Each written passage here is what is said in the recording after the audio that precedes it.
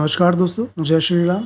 तो यहाँ पे मार्केट ओपन हो चुका है और जैसा हमने कल डिस्कस किया था, निफ्टी ने बराबर 25,151 का सपोर्ट लेके एक अपसाइड का मूवमेंट दिखाया, बट जब उस लेवल को तोड़ा तो निफ्टी एज इट इज़ 25,100 के लेवल पे सपोर्ट लेके कल क्लोज हो चुका है।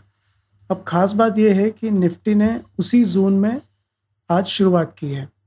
यही हमको चाहिए था एक कॉल साइड के मूवमेंट के लिए। अब निफ्टी जो है उस लेवल को तोड़ के नीचे आ चुका है, 1 2 3 4 5 और नीचे एक 5 मिनट की कैंडल मैं आपको दिखाता हूँ कि 5 मिनट की कैंडल उसने डाउन साइड छोड़ दी है। तो ये हो सकता है कि एक बेरिश साइन बन जाए।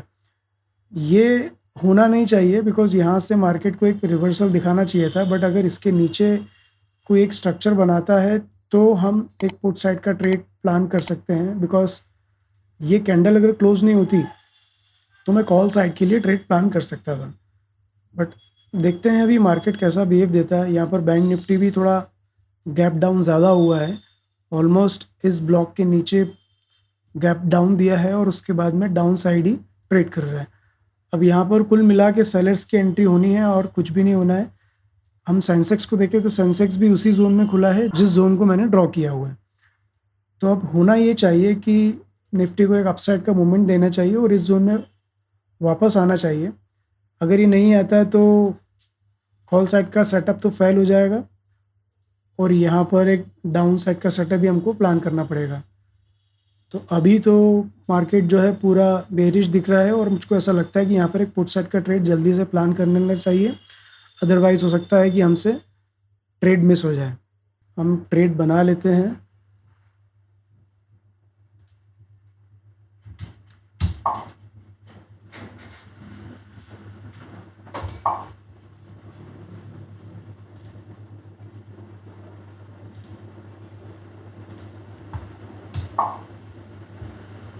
तो गाइज़ हमने यहाँ पर ट्रेड बना लिया है और मैंने एक साइड में एक स्क्रीन और ऑन कर दी ताकि आप कंटिन्यू मॉनिटर कर पाएँ कि ट्रेड किस तरह से बिहेव दे रहा है और हमारा क्या एमटीएम दिखा रहा है। तो आज ट्रेड लेने का रीज़न मैं आपको चार्ट पे बताता हूँ।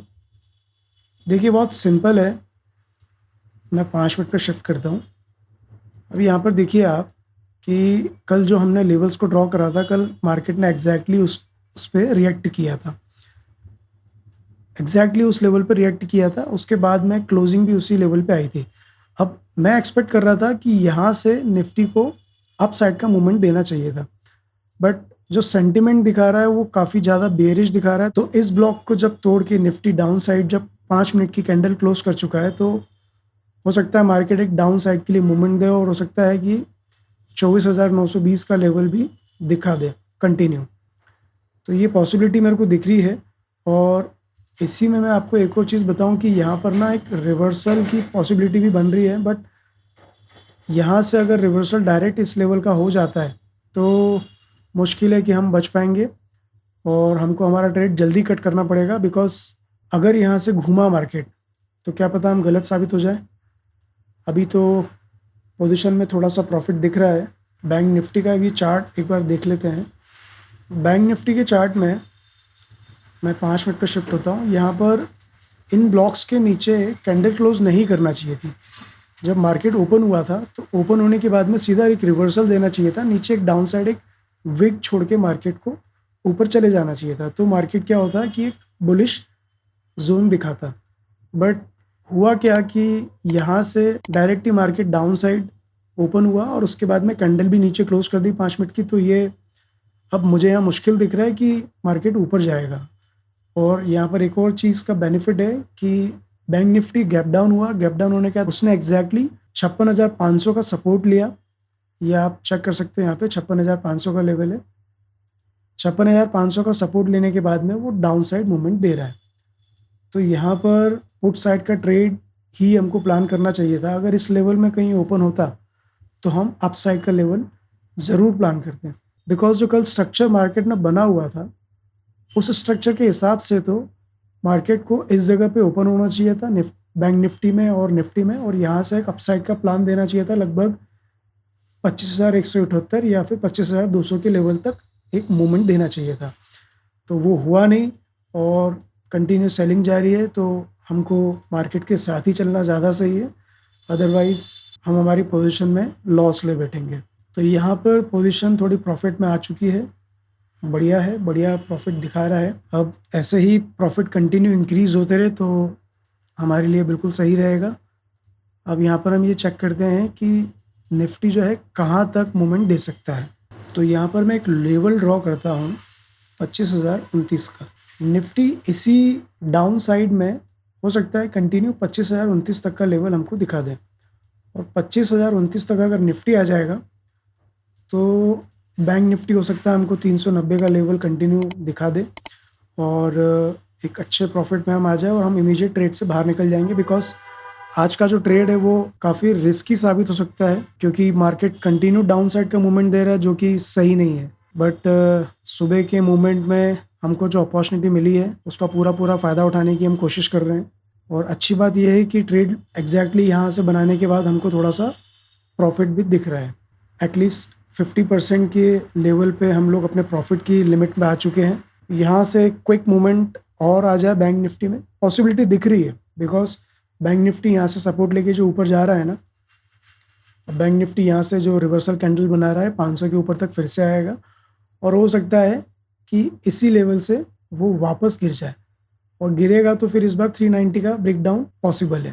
थोड़ा सा प्रॉफिट अब कम करना शुरू कर दिया है, बिकॉज बैंक निफ्टी जो है वो 500 का ब्रेकडाउन होने के बाद में नए बायर्स को ऐड करने जा रहा है 500 के ऊपर, और यहाँ से हो सकता है कि हमको बैंक निफ्टी एक डाउन साइड का moment they they.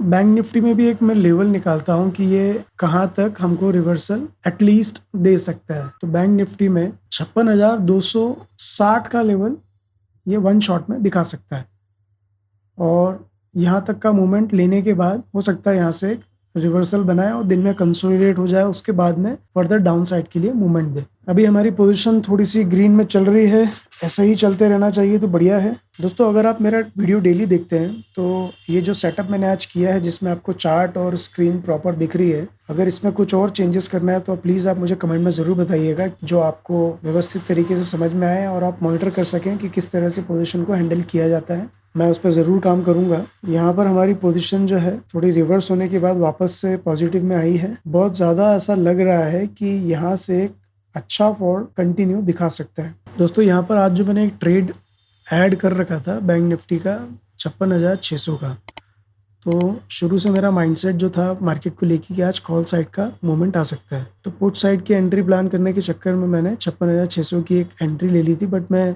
Cost to cost ही निकल गया। आप सोच रहे होंगे कि ये ट्रेड मैंने क्यों लिया जब मेरा व्यू अभी डाउन साइड का है। तो वो एक मिस्टेक थी जो इमीडिएट मैंने ट्रेड को काट के ख़त्म करी, अदरवाइज़ हम लोग लॉस में जा सकते थे अगर मैं उसको ध्यान नहीं देता। तो आप देखिए, मैंने उसको 9:21 पे लिया और 9:22 पे मैंने उसको काट दिया। मतलब 15 सेकंड 20 सेकंड में मैंने उस ट्रेड को बाहर निकाला, अदरवाइज़ मैं लॉस में आ जाता। आज जो है कुल मिला के जो रिटेल बायर्स होते हैं, रिटेल बायर्स का दिन है। आज उनको मार्केट गैप डाउन दिखा होगा, गैप डाउन के बाद में वो सीधे पुट की एंट्री प्लान कर ली होगी और उनको थोड़ा बहुत प्रॉफिट दिखेगा और निकल के वो लेके बाहर हो जाएंगे। निफ्टी अगर थोड़ा सा शार्प मूवमेंट देना डाउन साइड तो मज़ा है, तो बैंक निफ्टी जो है वो 30, 40, 50 पॉइंट मूवमेंट दे सकता है और हमको हमारा टारगेट जल्दी मिल जाएगा। तो यहाँ पर हम अगर सेंसेक्स का चार्ट भी देखें तो सेंसेक्स में भी जो बॉक्स मैंने बना रखा है उस बॉक्स के नीचे 5 मिनट की कैंडल क्लोज कर दी है, तो ये भी एक बेयरिश सिग्नल दिखा रहा है सेंसेक्स भी। और बैंक निफ्टी भी बॉक्स के डाउन साइड ही है, वो तो 15 मिनट की कैंडल क्लोज कर चुका है, और निफ्टी भी जो है 15 मिनट की कैंडल नीचे क्लोज कर चुका है। अब यहाँ पे जो रिवर्सल आ रहा है, ये रिवर्सल जो है इस जोन से अगर आता है और डायरेक्ट अप साइड के लिए मूवमेंट देता है तो वो गलत हो जाएगा और हम ट्रेड में लॉस में आ जाएंगे। बैंक निफ्टी को ज़्यादा से ज़्यादा यहाँ तक जाना चाहिए, इसके बाद रिवर्सल देना चाहिए। ठीक है, ये पैटर्न सही है, बिकॉज इस ब्रेकडाउन के बाद में जितने भी सेलर्स की एंट्री हुई होगी उन सेलर्स को टारगेट करने के लिए बैंक निफ्टी एक अपसाइड का मूवमेंट दिया है और 500 के ऊपर होल्ड करके दिखा रहा है कि भैया मैं बुलिश हूँ, पुट साइड का ट्रेड मत बनाओ। और यहाँ पर कॉल साइड के लिए लोगों ने एंट्री प्लान कर ली होगी और उन्हीं का एसएल फिर वो डाउन साइड हो सकता है शार्प मूवमेंट करके दे दे। बिकॉज इस लेवल का जब ब्रेकडाउन होगा तो फिर यहाँ पर अगेन सेलर्स की एंट्री होगी, और जब सेलर्स की एंट्री यहाँ पर होगी तो हो सकता है कि इसी 300 के 90 के लेवल से वो एक अपसाइड का मूवमेंट दे दे। अब ये 567 का लेवल अगर तोड़ के ऊपर जाता है तो हमको ध्यान रखना पड़ेगा अपनी पोजीशन में। अभी सेम जगह पे देखिए आप, इसी पोजीशन पे इसी जगह पे बैंक निफ्टी जो है हमको पहले अभी लॉस में लेके आ गया, मतलब हमारा जो प्रॉफिट है वो काफ़ी कम कर दिया था, बट सेम जगह पे बैंक निफ्टी हमारे प्रॉफिट को इंक्रीज कर रहा है। इसका मतलब क्या है कि ये जो ग्रीन कैंडल बन रही है ये फेक ग्रीन कैंडल्स हैं, ये सिर्फ और सिर्फ बायर्स को अट्रैक्ट करने के लिए बनाई गई हैं, और ये हमको दिख भी रहा है कि उसी जगह से निफ्टी ने फॉल करना शुरू कर दिया है। बैंक निफ्टी की प्रीमियम वहीं की वहीं इंक्रीज हो रही है, तो ये एक क्लियर इंडिकेशन है कि बैंक निफ्टी एक डाउन साइड का मूवमेंट देगा और इस लेवल का ब्रेकडाउन करेगा।